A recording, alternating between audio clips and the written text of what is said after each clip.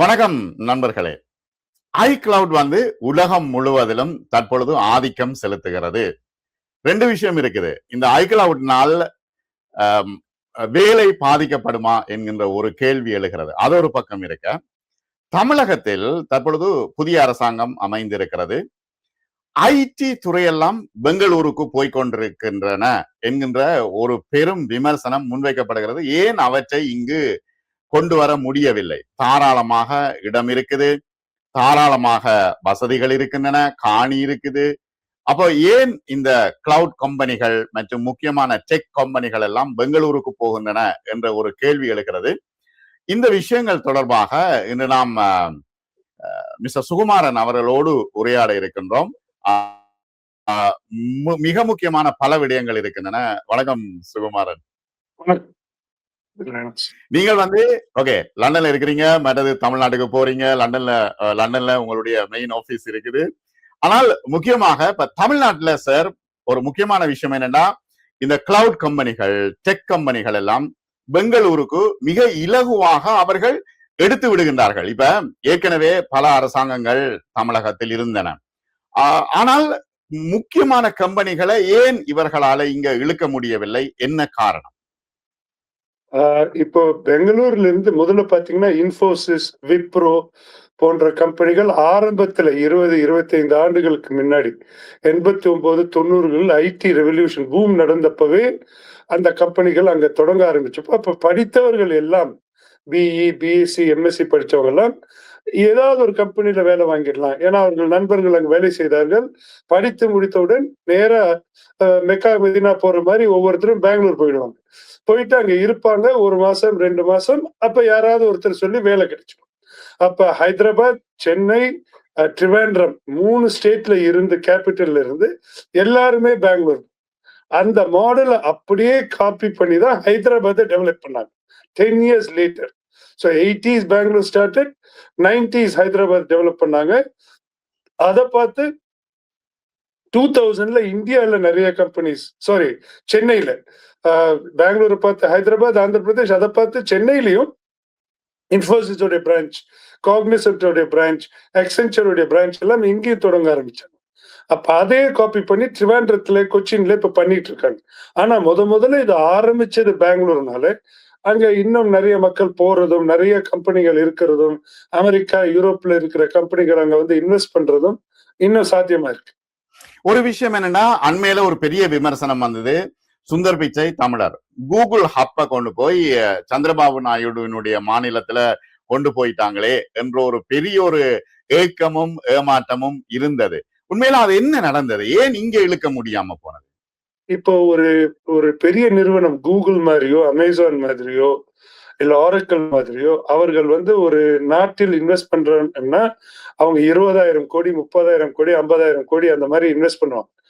$5 billion, $10 billion அந்த மாதிரி. அப்படி பண்ணும்போது அவர்களும் அந்த நாட்டில் இருந்து நிறைய சலுகைகளை எதிர்பார்க்கிறாங்க.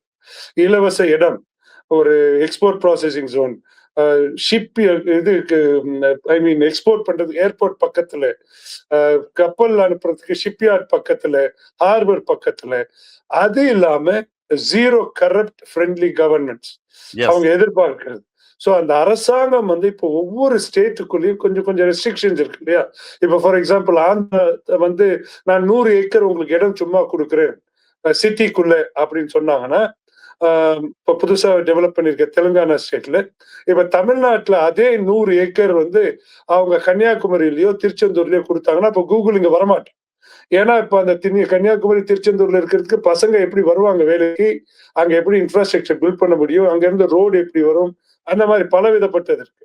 அதே சமயம் இப்ப ஸ்டேட் கவர்மெண்ட்டை பொறுத்த வரையிலும் ஒரு பிரைவேட் கம்பெனி 40,000 கோடி 50,000 கோடி இன்வெஸ்ட் பண்றான்றதுக்காக அவங்க உடனடியா 4,000 கோடி இன்வெஸ்ட் பண்ணி இன்ஃப்ராஸ்ட்ரக்சரை டெவலப் பண்ண முடியாது. அது it is not their priority. So அப்படி இருக்கும்போது அமராவதி மாதிரி ஒரு புது ஊர் டெவலப் ஆகிற ஊர்ல அவங்க anyway they're going to spend money on infrastructure. So இப்ப தமிழ்நாடு கொடுத்த ஆஃபரும் அவங்க கொடுத்த ஆஃபரும் பார்த்துருந்தீங்கன்னா இதுதான் வித்தியாசமா இருக்கு.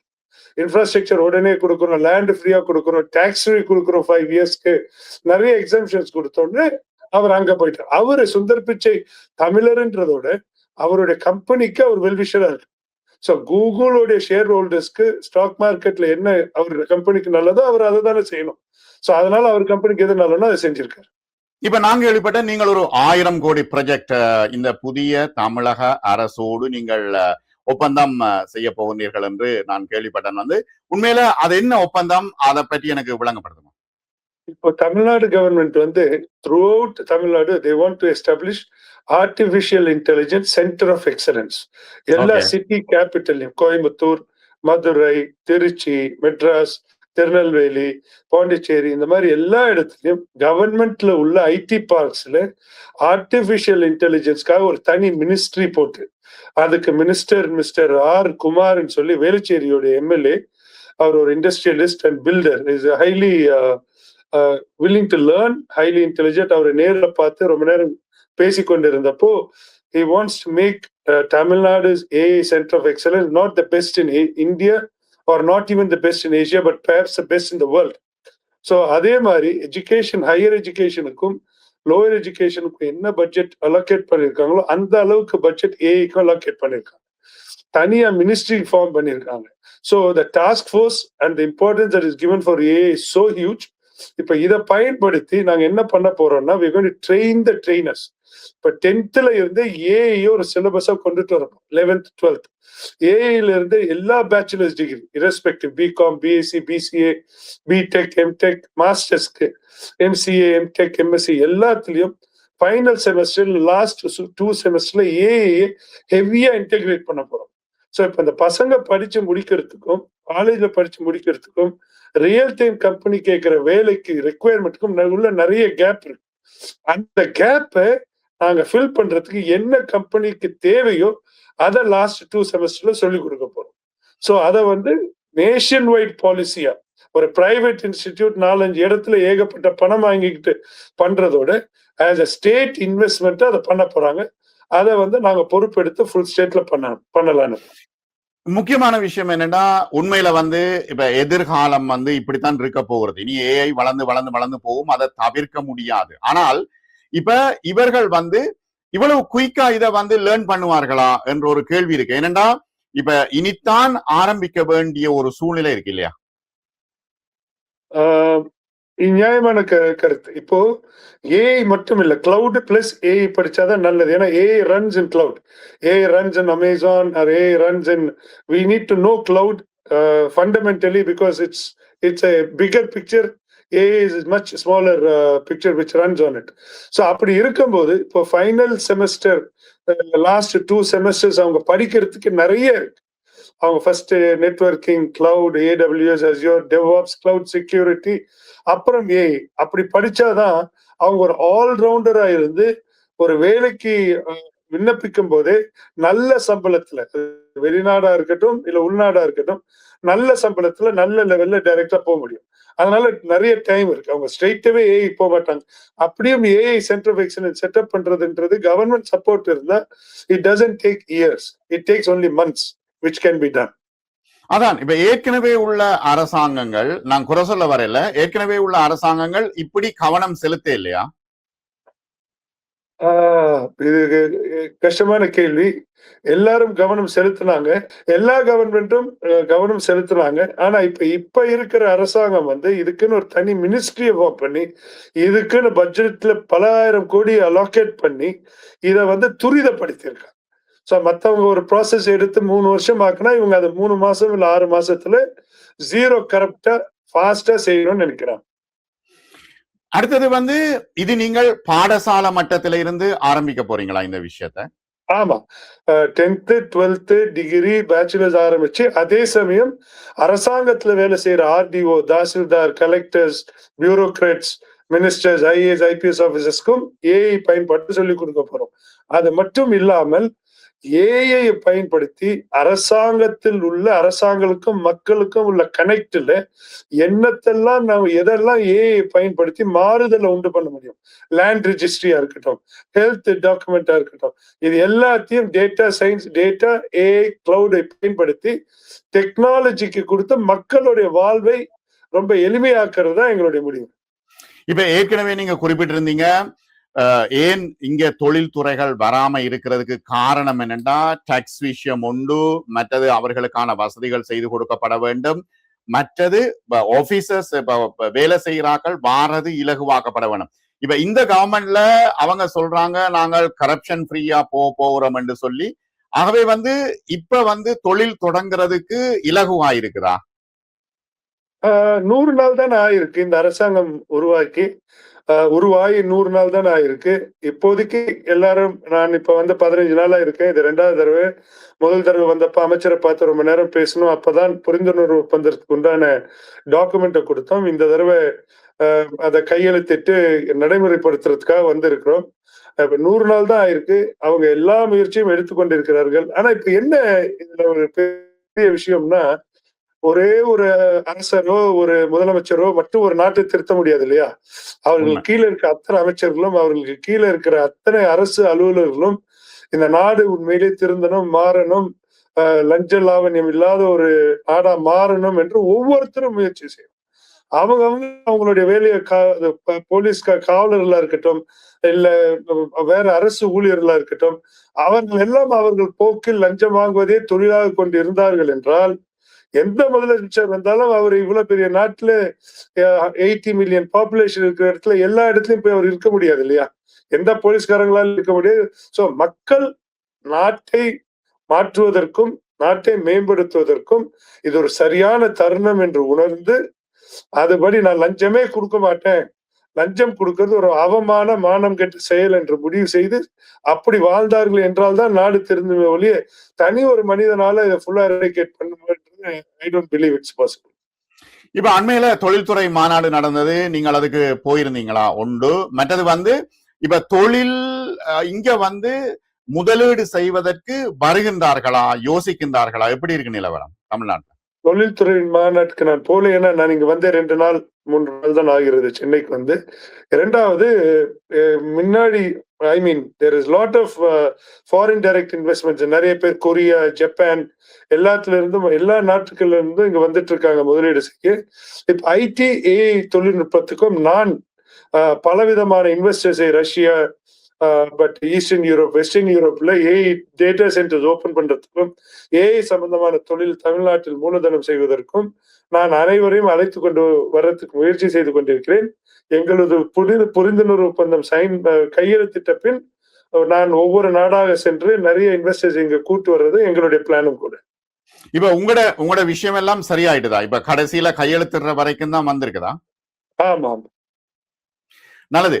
இப்ப ஐக்கிளவுடுக்கு வருவோம். நாங்க அதுல நீங்க முக்கியமா மாணவர்களுக்கு சொல்கின்ற விஷயம் என்னன்னா, இதை படிங்க, படிச்சால் எதிர்காலம் மிகச்சிறப்பாகும் என்று சொல்லி அடிக்கடி நீங்க சொல்லி கொண்டிருக்கிறீங்க. ஏற்கனவே எனக்கு நீங்க 2 இன்டர்வியூ தந்திருக்கிறீங்க. முக்கியமாக இந்த தமிழகத்துல எப்படி மக்களுடைய ஆர்வம் என்னன்னா, இப்ப ஒரு பக்கம் டெக்னாலஜியை அவர்கள் விளங்கி கொள்ள வேண்டும், அடுத்தது இது என்ன விஷயம் என்று அவர்கள் புரிய வேண்டும். ஆகவே இதற்கான நடவடிக்கைகள் நடக்குதா? இதை நீங்க எப்படி பாக்குறீங்க? நாங்கள் இப்ப கிளவுடா இருக்கட்டும், ஏஐயா இருக்கட்டும், மிக சுவாரஸ்யமா அந்த சிலபஸை உண்டு பண்ணி அவர்களை படிக்க வைக்கிறோம். இப்ப ஏன் மக்கள் உட்காந்து ரீல்ஸ் பார்த்துக்கிட்டே இருக்காங்க? ஏன்னா அது சுவாரஸ்யமா இருக்கு. 2 நிமிஷத்துல ஒரு புது கருத்து வருது. போர் அடிச்சோன்னா அடுத்த ரீல்ஸ் போறாங்க. மக்கள் ஏன் போய் சினிமா பாக்குறாங்க? நிஜ வாழ்க்கையில இருக்க கஷ்டத்தை ஒரு 3 மணி நேரம் மறந்து ஒரு சொர்க்க வாழ்க்கையில போய் இருக்காங்க. மக்கள் ஏன் குடிக்கிறாங்க? நிஜ வாழ்க்கையில இருக்க கஷ்டத்தை மறக்கிறதுக்காக குடிக்கிறாங்க. அட்லீஸ்ட் ஒரு 6 மணி நேரம் 8 மணி நேரம். இதுல ஏன் படிக்க மாட்டாங்கன்னா, படிக்கிறது நிஜ வாழ்க்கையில இருக்க இன்னும் நிஜமா அது ரொம்ப கஷ்டமா இருக்கு. சோ இப்ப என்ன பண்ணிருக்கோம் நாங்க, cloud plus AI theory part ரொம்ப போர் அடிக்கிறதெல்லாம் ரொம்ப குறைச்சிட்டு பிராக்டிக்கல் பார்ட் அதிக உண்டு பண்ணி, முதல் நாள் 2வது நாளே ஒரு வெப்சைட் கிரியேட் பண்ணி, அவங்களுக்கு சொந்த வெப்சைட் அவங்க பேர்ல கிரியேட் பண்ணி, ப்ராஜெக்ட் யூஸ் பண்ணி, நிறைய ப்ராஜெக்ட்ஸ் பண்ணி அதை ஏஐ இம்ப்ளிமெண்ட் பண்ணி சர்ச் பண்ணி, ஸோ அந்த மாதிரி பலவிதமான ஹேண்ட்ஸ் ஆன் ப்ராஜெக்ட் ஒர்க் கொடுத்ததுனால இப்ப எங்களுடைய அட்டெண்டன்ஸும் அதிகமா இருக்கு, ஸ்டூடெண்ட்ஸ் கம்ப்ளீட் பண்ற ரேஷியோவும் அதிகமா இருக்கு. அதை இன்னும் மேம்படுத்தி 100% பாஸ் ரேட் கொண்டுட்டு வரதுக்கு முயற்சி பண்ணிட்டு இருக்கோம். இப்ப இகாஸ் கிளவுட் நீங்க உங்களோட மெயின் ஆபீஸ் லண்டன்ல? ஆமா, வெஸ்ட்மினிஸ்டர் கிரீன்வெல் ஸ்ட்ரீட்ல இருக்கு. ஓகே. ஆனால் இப்ப தமிழகத்துல இத பரவலாக்குறதுக்கான என்ன நடவடிக்கைகளை மேற்கொண்டிருக்கிறீங்க? ரொம்ப புத்திசாலித்தனமான கேள்வி. தமிழகத்தில் பரவலாக்கிறதுக்கு முதல்ல என் சொந்த ஊரான திருச்சியில எல்ஐசி காலனி கே நகர்ல ஒரு 20,000 சதுர அடிக்கு ஒரு training centre, test centre and lab ஒண்ணு தொறந்திருக்கோம். நாங்களும் ப்ராடக்ட் டெவலப் பண்ண யங்ஸ்டர்ஸ் எல்லாம் என்கரேஜ் பண்றதுக்காக முதல்ல. 2வது இப்போ வந்தப்போ 2, 3 குமுதம் நேத்து குமுதத்துல ஒரு இன்டர்வியூ கொடுத்திருக்கேன். திரு ஐயா பழக்கருப்பையாவோட.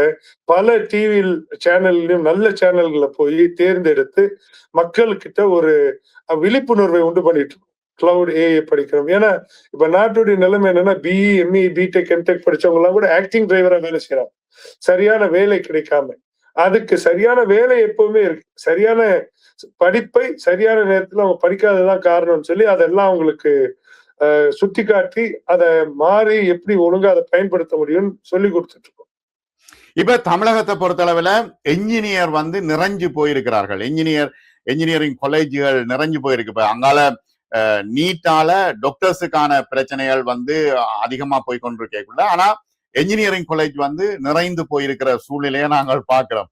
இப்ப அத எப்படி டைவர்ட் பண்ண எல்லாரும் என்ஜினியர் ஆயினா எங்க கட்டிடம் கட்டுறது அல்லது எங்க கொண்டு போறது என்ற பிரச்சனை இருக்குது. அப்ப அவர்களுக்கான ஊக்கத்தை வழங்க வேணும் இந்த கிளவுட் படிப்பில. அதற்கான வழிவகைகள் என்ன? இப்போ நீங்க சொல்றது ரொம்ப சரியான விஷயம் அனஸ். இந்த தடவை கவர்மெண்ட் டோட் செலக்ஷன் வரும்போது கிட்டத்தட்ட நான் நினைக்கிறேன் ஒரு 50-60 காலேஜ் கிட்ட 40-50 காலேஜ் கிட்ட ஒரு அட்மிஷன் கூட நடக்கல இன்ஜினியரிங்ல. ஆனால் அதே சமயம் மாணவர்கள் போய் சேரவே இல்லை. அதே சமயம் ஒரு சாதாரண course BCom, BSc physics, BSc maths, BA economics, BA கார்பரேட்டுக்கு பயங்கர டிமாண்ட். எல்லா காலேஜ்லயும் சீட்டே கிடைக்கல. அவ்வளவு ரெக்கமெண்டேஷன், அவ்வளவு டிமாண்ட்.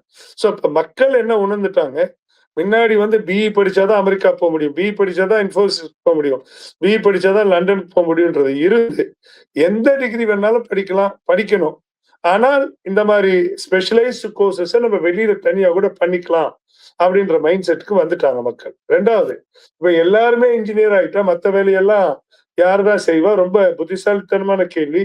அதுக்கு பதில் என்னன்னா, எல்லாருமே இன்ஜினியர் ஆனாலும் அந்த நாட்டுல பொருளாதார வளர்ச்சியும் ஒரு டெக்னாலஜிக்கல் அட்வான்ஸ்மெண்ட்டும் அந்த அளவுக்கு இருக்கணும் ஈக்குவலா. அது இல்லாத காரணத்தினாலதான் இந்தியால இருந்து நிறைய பேர் அமெரிக்காவுக்கு போறாங்க, இந்தியால இருந்து நிறைய பேர் லண்டன், யூரோப்பா, ஜப்பான், சிங்கப்பூர்னு போறாங்க. நம்மளுடைய நாட்டு வளர்ச்சிக்கும் நம்மளுடைய அவுட்புட் ஆஃப் ஸ்டூடெண்ட்ஸ்க்கும் நிறைய வித்தியாசம் இருக்கு. அதுக்கு சரி பண்ண வேண்டியது அரசியல் தலைவர்களுடைய வேலை. இப்ப யூகேலையும் சரி, அமெரிக்காலையும் சரி, உங்களுக்கு தெரியும் யூகேலையும் மாணவர்கள் மிகப்பெரிய சிரமத்துக்கு உள்ளாகிறார்கள், அமெரிக்காவிலையும் மிகப்பெரிய சிரமத்துக்கு உள்ளாகிறார்கள். ஏன்னா அவர்களால தொடர்ந்து படிக்க முடியாம இருக்கு. F1 விசாவை எடுத்துட்டு போனா அமெரிக்காவில வெறுமனே படிச்சுட்டு அப்படியே திரும்பி வர வேண்டிய சூழ்நிலை இருக்குது. இப்ப இவர்களுக்கான வழிகாட்டுதல் என்ன என்ற ஒரு விஷயம் இருக்கு இல்லையா? ஏன்னா இப்ப ஸ்ரீதர் வேம்பு போன்றவர்கள் சொல்றாங்க அமெரிக்கா விட்டு வாங்க வாங்க வாங்க இந்தியாவுக்கு வாங்கன்னு சொல்லி. அப்படியா நீங்களும் சொல்றீங்க? நான் அப்படி சொல்லிட்டு நான் லண்டன்ல உட்கார்ந்துட்டு அப்படி சொல்ல முடியாதுன்னு. இல்ல இப்ப என்னவென்றால் உலக மேப்ல உருண்டையில வெறும் யூகே, கனடா, அமெரிக்கா மட்டும் நாடு இல்லை. பல நாடுகள் இருக்கு. Norway, Sweden, Denmark, Finland, Austria, Switzerland, Luxembourg, இது எல்லா நாட்டிலையும் ஒரு ஒர்க் பெர்மிட் பண்றதுக்கு 1 வாரம் தான் டைம் ஆகும். ஆனா நமது மக்கள் யாரும் அங்க முயற்சி பண்றதே இல்லை. ஏன்னா என்னுடைய மாமா பையனோ சித்தப்பா பையனோ கலிபோர்னியால இருப்பான், இல்ல பர்மிங்ஹாம்ல இருப்பான், நேரம் அங்கதான் போகணும்னு நினைக்கிறாங்க. சோ மக்கள் என்ன இது பண்ணணும், அனுபவத்துக்காக, படிப்புல இருக்கிற அனுபவத்துக்காக வெளிநாடு. இப்போ நம்ம நண்பர் இவரு இருக்கிற மாதிரி சாஜன் இருக்கிற மாதிரி ஜெர்மனிக்கு போறோம். யார் வேணாலும் எங்க வேணாலும் போலாம். போய் 2 வருடம், 3 வருடம், 4 வருடம் அங்க வேலை செய்த பின்னர் அங்க உள்ள எல்லா நல்ல குவாலிட்டியும் கத்துக்கிட்டு, பிசினஸ் மாடல கத்துக்கிட்டு நம்ம இந்தியாவில தொழில் தொடங்கலாம். இப்ப ஸ்ரீதர் பிம்பம் சாதாரணமா இருந்துதானே தொழில் தொடங்கினார். ஒவ்வொரு கம்பெனியும் இப்ப நாமளே 6 வருடம் 7 வருடம் முன்பு ஒரு ஸ்டூடெண்ட் வச்சு ஆரம்பிச்சோம். இன்னைக்கு 2500 ஸ்டூடெண்ட். எல்லா தொழிலையும் கஷ்டம் இருக்கும். ஆனா மக்கள் வெளிநாட்டுக்கு போயிட்டு அனுபவத்தை கத்துக்கிட்டு வந்தாங்கன்னா அந்த சிரமம் கஷ்டத்தை எதிர்த்து போராடக்கூடிய வல்லமை கிடைக்கும். இப்ப அதிகமானவர்கள் இப்ப வெளிநாட்டுல வாழ முடியாதுன்னு சொல்லி அங்க ஆர்கானிக் ஃபார்ம் என்று சொல்லி ஆரம்பிக்கிறார்கள், விவசாயம் பண்ணுகின்றார்கள். இவர்களுக்கெல்லாம் என்ன சொல்ல வாரீங்க நீங்க? நான் என்ன சொல்வது? அப்ப அந்த விவசாயத்த அவங்க இங்கேயே பண்ணியிருக்கலாமே இல்லையா? இப்ப இப்ப நம்ம உங்களுக்கே தெரியும். லண்டன்ல என்ன சொல்றாங்க? நீங்க எல்லாம் இவ்வளவு புத்திசாலியா இருந்தா உங்க நாட்ட போய் திருத்தி உங்க நாட்டையே வளமையான நாடா ஆக்குங்களேன். ஏன் இங்க வந்து ஆக்குறீங்க? இது எங்களுடைய நாடு என்று சொல்கிறார்கள். நானும் வந்து திரு ஸ்ரீதர் வெம்பு சொல்ற கருத்தில் எனக்கு பெரும் உடன்பாடு இருக்கிறது. இப்பொழுது ஒரு 25 வருடம், 30 வருடம் முன்னாடி இந்தியா மிகவும் பின்தங்கி இருந்தது பல விஷயங்கள். இன்றைக்கு நாம் டெவலப்டு கண்ட்ரி ஸ்டேட்டஸ்க்கு இருக்கோம். 4 ட்ரில்லியன் $5 ட்ரில்லியன் எக்கானமி. அதனால நம்ம தொழில் தொடங்குவதற்கு பல மாநிலங்களில் அங்க அரசாங்கம் அனைத்து உதவிகளும் செய்கிறது மக்களுக்கு. முன்னாடி ஒரு 20, 25 வருஷத்துக்கு முன்னாடி இருந்த மாதிரி கஷ்டத்தையோ உண்டு பண்றது. அதனால அவங்க எல்லாருமே படித்த வேலைக்கு போகணும். படித்த வேலை சம்பந்தமா கிடைக்கலன்னா உடனடியா இந்தியாவுக்கு வந்து அவர் படித்த அறிவை வைத்து அது சம்பந்தமான தொழில் தொடங்குவது மிகவும் சிறந்த ஒரு சேவை, நாட்டுக்கு செய்யும் சேவை என்று நினைக்கிறேன். உங்களுடைய கிளவுட் ட்ரைனிங்ல வந்து கல்வி தகுதி என்ன? இப்ப நான் என்ன கேக்குறேன்னா, ஏனைய படிப்புகளை விட்டுட்டு ஐடி படிக்க சொல்றீங்களா? என்ன சொல்ல வாரீங்க நீங்க? இப்பதான் ஒரு மணி நேரத்துக்கு முன்னாடி 2 ஸ்டூடெண்ட் வந்து இதே கேள்வியை கேட்டாங்க. ஒரு அக்கா தங்கச்சி வந்தாங்க. தங்கச்சி ஏஐ படிக்கிறாங்க, அக்கா ஆர்கிடெக்ட். அப்ப நான் தங்கச்சி கிட்ட எல்லாம் சொல்லிட்டு இருந்தேன். அப்ப அந்த அக்கா சொல்றாங்க, என்ன உலகத்துல ஐடியை தவிர வேற தொழிலே இல்லையா? எல்லாரும் ஐடி படி, ஐடி படி, ஐடி படின்னு சொல்லுங்க. வேற எதுவுமே தொழில தெரியலையா உங்களுக்கு அப்படின்னாங்க. இதற்கு என்ன பதில்ன்னா, இப்ப நீங்க ஒரு மெக்கானிக்கல் இன்ஜினியரா போய் ஒரு கம்பெனில சேர்றீங்கன்னு வச்சுக்கோங்க, ஒரு ஆட்டோமொபைல் கம்பெனி. ஒரு மாதம் ₹1,00,000 சம்பளத்துக்கு போய் சேர்றீங்கன்னா, அந்த ₹1,00,000 இருந்து நீங்க ₹1,50,000 சம்பளத்துக்கு வரதுக்கு ஒரு 2 லெவல் மேல போறதுக்கு 15 வருஷம் ஆகும். அந்த ஆனா அதே ஐடில ₹1,00,000 சம்பளத்துல இருந்து நீங்க மாசம் ₹1,50,000 சம்பளத்துக்கு 6 மாசத்துல போக முடியும். ஒரு கம்பெனி விட்டு இன்னொரு கம்பெனிக்கு போனீங்கன்னா சேலரி இன்க்ரீஸ் பண்ணிடும். ஐடி வந்து எல்லா தொழிலும் ஐடியை சார்ந்து இருக்கிறதுனால, ஜேர்னலிசமா இருக்கட்டும், ரிப்போர்ட்டிங்கா இருக்கட்டும், மெக்கானிக்கல் இன்ஜினியரிங்கா இருக்கட்டும், கேடா இருக்கட்டும், ஆட்டோமேஷன் எல்லாமே ஐடியை சார்ந்து இருக்கிறதுனால, இதுல வந்து வேலைகளும் ஜாஸ்தி, சம்பள உயர்வும் ஜாஸ்தி, சம்பளமும் ஜாஸ்தி. அதனால நான் என்ன சொல்வேன்னா, இது உங்களுடைய ப்ரியாரிட்டி. நீங்க நான் நல்லா சம்பாதிக்கணும், நிறைய வெளிநாட்டுக்கு போகணும்னா ஐடிக்கு வாங்க. இல்ல நான் ரிப்போர்ட் ஜேர்னலிஸ்டா இருக்கிறது பிடிக்கிறதுன்னா செய்யுங்க, யாரும் தடுக்கலையே. ஆனா இப்ப இருக்கிற சூழ்நிலையில வந்து எல்லாமே இப்ப மூளை வந்து முழுக்க மூளையை இப்பொழுது கொஞ்சம் அறிவுள்ளவர்கள் ChatGPT-க்குள்ளேயே எல்லாவற்றையும் கொடுக்கிறார்கள். அதற்கு பிறகு வந்து அதே இயங்கி கொண்டிருக்கிறது. இப்ப வேற எதுவுமே செய்ய முடியாம ஒரு பரலைஸ் ஆன நிலைமைக்கு ஆளாகி இருக்கின்றார்கள் மாணவர்கள் என்ற ஒரு குற்றச்சாட்டு இருக்கிறது. அது சரியா? இப்போ எந்த ஒரு பெரிய டெக்னாலஜி வரும்போதும் நமக்கு உண்டான பயம் இருக்கு. இப்ப ஒரு உதாரணத்துக்கு நான் சொல்றேன். இப்ப தமிழ்நாட்டுல நீங்க பல தடவை வந்திருக்கீங்க. ஒரு 20 வருஷத்துக்கு முன்னாடி உங்களால ஏர்போர்ட்ல இருந்து எக்மோருக்கு ஒரு ஹோட்டலுக்கு போறதுக்கு ஒரு ஆட்டோவை பிரச்சனை இல்லாம ஆட்டோவை பிடிக்க முடியுமா? பிரச்சனை இல்லாம ஒரு டாக்ஸியை பிடிக்க முடியுமா? அவரோட போய் ஊர்ல இறங்கணும்னு சண்டை போட்டு மன்றாடிட்டு போராடிட்டு இருக்கணும் இல்லையா? அவன் 5000த்துல ஆரம்பிச்சு ₹500 வரதுக்குள்ள நம்ம வந்து போயிடும். ஆனா இப்போ யாரோட பேச வேண்டியது ஆப்ல போய் நீங்க ஆர்டர் பண்ணி பிளேஸ் பண்ணீங்கன்னா கரெக்டா வரான். உங்களோட ஒரு வார்த்தை பேசாம இறங்கி போயிட்டே இருக்கா. நீங்க கார்டுல காசை கொடுத்துருங்க. இது டெக்னாலஜியால தானே அவ்வளவு பெரிய ஒரு கரெக்ட் சிஸ்டத்தை ஒரு சாதாரண ஒரு ஆப் வந்து எந்த விதமான ஒரு ரெவல்யூஷன் இல்லாம மாத்திட்டோம். அத்தனை ஆட்டோ டிரைவர்கள் அவன் மாறலன்னா சர்வேவே பண்ண முடியாது. He has to get out of business.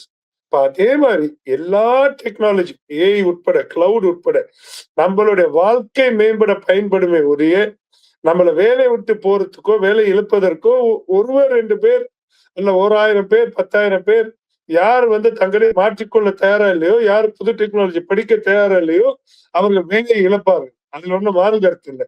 அதே சமயம் ஏஐ மூலியமா புது வேலைகள், ஹைலி ஸ்கில்டு ஸ்பெஷலைஸ்டு ஜாப்ஸ் நிறைய உருவாகிறதுக்கான வாய்ப்புகள் ஜாஸ்தி. தமிழக மாணவர்களுக்கு என்ன சலுகைகள் உங்களுடைய இகாஸ் கிளவுட்ல வந்து என்ன சலுகைகள் கொடுக்குறீங்க? தமிழக மாணவர்களுக்கு உடல் ஊனமுற்றவர்களுக்கு இலவசமா பாடம் நடத்துறோம். அதே மாதிரி அனாதை குழந்தைகளுக்கு இலவசமா பாடம் நடத்துறோம். அதே மாதிரி பொருளாதாரத்தில் பின்தங்கியவர்களுக்கு அவர்களிடம் வந்து பாதி கட்டணத்தை வாங்கி பாடம் நடத்துறோம். இது மாதிரி பலவிதமான உதவிகளை நாட்டு நலன் கொண்டும் மாணவர்கள் நலன் கொண்டும் தொடர்ந்து செய்து கொண்டிருக்கிறோம்.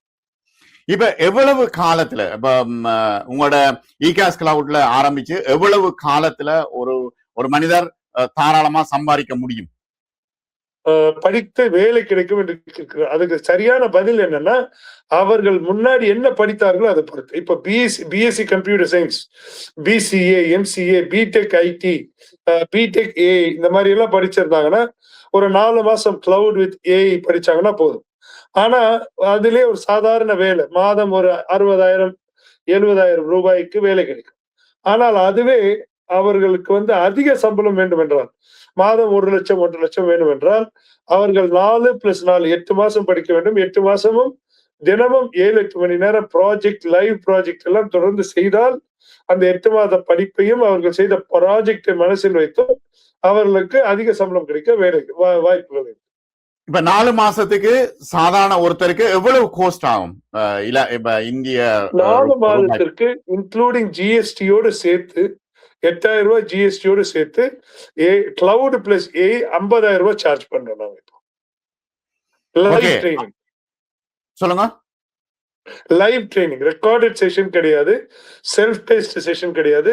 3 ட்ரெயினரை வச்சு ஒரு சீனியர் ட்ரெயினர், ஒரு லேப் ட்ரெயினர், ஒரு ப்ராஜெக்ட் கோஆர்டினேட்டர் 3 பேரை வச்சு ட்ரெயின் பண்ணி லைவா ஒரு நாளைக்கு 2-2.5 மணி நேரம் ட்ரெயின் பண்றதுக்கு 4 மாசத்துக்கு 3 மாசம் இல்ல 4 மாசத்துக்கு 50,000 ரூபாய் இன்க்ளூடிங் டாக்ஸஸ். ஓகே, அது ஒரு நியாயமான ஒரு பெருமதி தான். என்னடா அவர் ஓகே, அதுக்கு பிறகு வந்து அவருக்கு வேலை வாய்ப்பு எங்க இருக்கும்? எல்லா ஐடி கம்பெனிஸ், கன்சல்டிங் கம்பெனிஸ், இப்போ காக்னிசன்ட், விப்ரோ, ஹெச்சிஎல், எக்ஸென்ச்சர், டிலாய்ட் இந்த மாதிரி எல்லா கன்சல்டிங் கம்பெனி, ப்ராடக்ட் கம்பெனிஸ். ஒருத்தர் நல்ல காலேஜில் பேச்சுலர்ஸ் டிகிரி படிச்சு எங்ககிட்டயும் நல்லா படிச்சாருன்னா ப்ராடக்ட் கம்பெனிஸ் தான் கிடைக்கும். ஆரக்கிள், ஐபிஎம், ஃபேஸ்புக் அந்த மாதிரி. அது அவர் பேசுற இங்கிலீஷ், அவருடைய உழைப்பு, அவருடைய பாசிட்டிவ் மைண்ட் செட் பிளஸ் எங்க கிட்ட படிச்ச படிப்பு எல்லாம் சேர்த்து. இப்ப நீங்களே வேலை எடுத்து கொடுப்பீங்களா? இப்போ இதுல என்ன பிரச்சனை என்ன, வேலை எடுத்து கொடுப்போம்னு நான் போய் ஒரு டிவியில சொன்னா அதை மட்டும் பிடிச்சு மத்த எல்லா பாயிண்டையும் மறந்துட்டு வேலை வாங்கி கொடுக்குறேன். சரி, வேலை வாங்கி கொடுப்பது எங்களது வேலை அல்ல. நாங்கள் ஒரு படிப்பு பயிற்சி முகாம். அதே சமயம் எங்களிடம் அற்புதமாக படிக்கும் மாணவர்களுக்கு வேலை வாங்குவதற்குண்டான அனைத்து உதவிகளும் செய்ய வேண்டியது எங்களது கடமை. ஆனால் நான் வந்து வேலை வாங்கி கொடுப்பேன் என்று சொல்லி என்னிடம் வந்து சேர சொன்னால் அது பொய். அது வந்து ஒரு நல்ல தொழில்முறைக்கு அழகல்ல. ஏனென்றால் ஒரு மாணவனுக்கு வேலை கிடைப்பதும் அதுக்குண்டான சம்பளத்தை கிடைப்பதும் வெறும் 4 மாத படிப்போ 8 மாத படிப்போ மட்டும் பெற்றுக் கொடுக்காது. அது அவனுடைய ஆட்டிடியூட், மைண்ட் செட், முன்னாடி படித்த பேச்சுலர்ஸ் டிகிரி, வாழ்க்கையில் வரும் கஷ்டங்களை எப்படி எடுத்துக்கொண்டிருக்கிறான், டீம் பிளேயர், பல விஷயங்கள் இருக்கு. அதுல அவனுடைய செல்ஃப் கான்பிடன்ஸ் எல்லாம். அது எந்த அளவுக்கு எல்லாத்தையும் நல்வழிப்படுத்தப்பட்டு 4 மாதத்துல முடியுமோ நாங்க முயற்சி பண்ணிட்டோம். இப்ப கிட்டத்தட்ட எத்தனை மாணவர்கள் உங்களுடைய கோர்ஸ் எல்லாம் முடிச்சு நல்ல நிலையில இருக்கிறார்கள், நல்லா சம்பாதிக்கிறார்கள்? எத்தனை மாணவர்கள்? இதுவரையில ஒரு 3,500 பேரை நாங்க சேர்த்திருக்கோம். 500 பேர் ஒழுங்கா வரல என்று டெர்மினேட் பண்ணிருக்கோம். 250 பேர் 300 பேர் சொந்தமா தொழில் செய்யறார்கள். அவர்களே .com ஆரம்பிச்சு ஸ்விக்கி மாதிரி, யூபர் மாதிரி, ஹோலா மாதிரி ஆப் ஓபன் பண்ணி அவங்களே பிசினஸ் பண்றாங்க. மீதி இருக்க 2,500 பேர்ல ஒரு 500 பேருக்கு வேலை கிடைச்சிருக்காது. மீதி இருக்க 2,000 பேருக்கு வேலை கிடைச்சிருக்கு. சிலர் சிறிய கம்பெனி இந்தியால, சில ஸ்டார்ட் அப், சில பெரிய கம்பெனி காக்னிசன்ட்ல, இதுல நிறைய பேர் வெளிநாட்டுக்கும் போயிருக்காங்க. நிறைவாக தமிழக மாணவர்களுக்கு நீங்க என்ன சொல்ல வாரீங்க? இப்போ இருக்கிற ஜென்சி ரொம்ப ரொம்ப புத்திசாலிங்க. இப்போ நான் 55 வயசுல எந்த அளவு புத்திசாலியோ அது ஒரு 15 வயது மாணவன் என்ன அளவுக்கோ என்னோட அதிக அறிவோடவே இருக்கான். ஆனா இதுல என்ன முக்கியமான விஷயம்னா, நான் 15 வயசு இருந்தப்போ 20 வயசு இருந்தப்போ எனக்கு டிஸ்டர்பன்சஸ் ரொம்ப கம்மி. இப்ப இருக்கிற மாணவர்களுக்கு ரொம்ப அறிவு ஜாஸ்தி, அதே சமயம் அவங்களுக்கு டிஸ்ட்ராக்ஷன்ஸும் ரொம்ப ஜாஸ்தியா இருக்கு. சோ வாழ்க்கையில் யாராவது வெற்றி பெறணும் அப்படின்னு நினைச்சாங்கன்னா அந்த டிஸ்ட்ராக்ஷன்ஸ் எல்லாம் குறைச்சி ஃபோக்கஸ் பண்ணி ஒரு படிப்புலயோ அவருக்கு பிடித்த ஒரு ஹாபிலயோ கவனம் செலுத்தினார்கள் என்றால் உறுதியாக ஜெயிக்க முடியும். கடினமாக. மிக நன்றி சுகுமார். உண்மையில வந்து இப்ப தமிழகத்துல 1000 கோடி பிசினஸ்ன்றது ஒரு பெரிய விஷயம். புதிய அரசாங்கத்தோடு நீங்கள் இணைந்து இந்த வேலைகளை செய்கிறீர்கள். மக்களுக்கான முன்னேற்றம், டிஜிட்டல் டிஜிட்டல் இந்தியா என்கின்ற ஒரு கனவு மோடி ஏற்கனவே குறிப்பிட்டு கொண்டிருந்தார். அதை நிஜப்படுத்த வேண்டிய ஒரு காலம் இது. மிக நன்றி, உங்களுக்கு பல தகவல்களை பகிர்ந்து கொண்டீர்கள். மீண்டும் ஒரு நேர்காணலில் சந்திப்போம். மிக்க நன்றி.